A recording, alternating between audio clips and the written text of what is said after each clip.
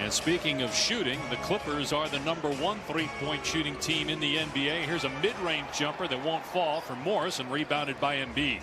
And it seems like, oh, it was accidental, but they have to call it.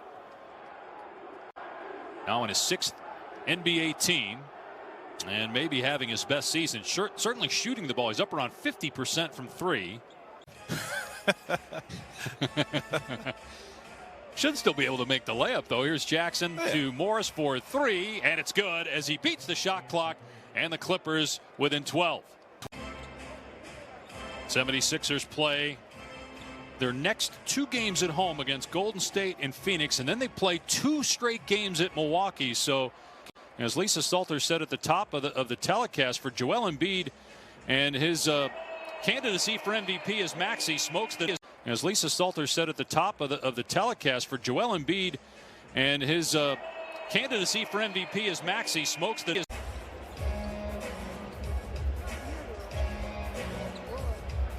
Jackson for 3, and down it goes. His hands as Morris coughed it back up, and Green trying to draw a foul there, and maybe he just knew Embiid would catch it if he was off the mark, and Embiid is fouled. He'll go back to a game that Utah ended up winning against Indiana. Hopefully nothing serious for Donovan Mitchell. Utah got the best record in the NBA.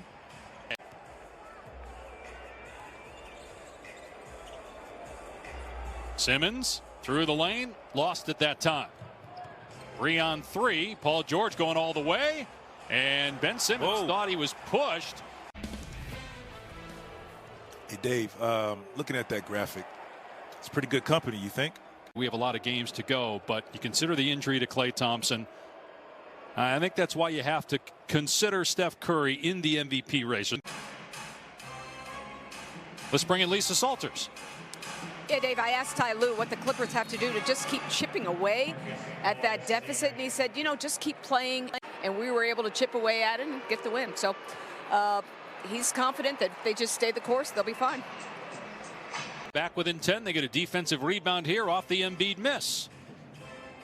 Morris to the corner. Kennard gets it to go. First points for Luke Kennard. It's a 7-point game and a timeout now by Philadelphia. And so a lot of those games are in the playoffs or in those situations that you need questions answered.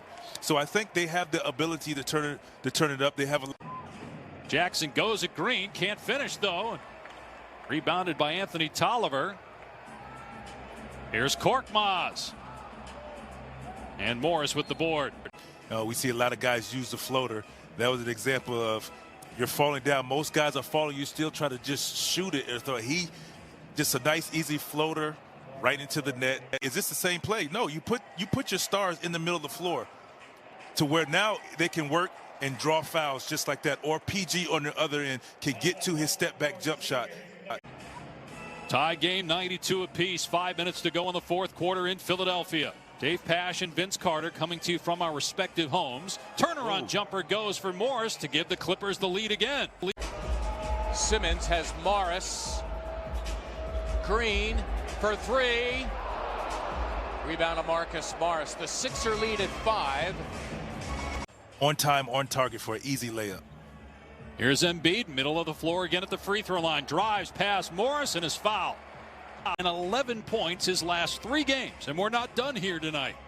George coming off a screen, fires, can't hit the 3. Offensive rebound by Morris. He falls down and loses the ball. He scored 111 points his last 3 games, and we're not done here tonight. George coming off a screen, fires, can't hit the 3. Offensive rebound by Morris. He falls down and loses the ball. Simmons lobbing it down court to Korkmaz, who scores and a foul. What a pass by Simmons. 12-4 run by Philly. Great call out of the timeout. The lob to Morris, so not even a second goes off the clock, and they cut the deficit to 4. 5 seconds. Yep, you get 5 seconds. Here is Morris against Green. Morris, they let him get it off. Not in.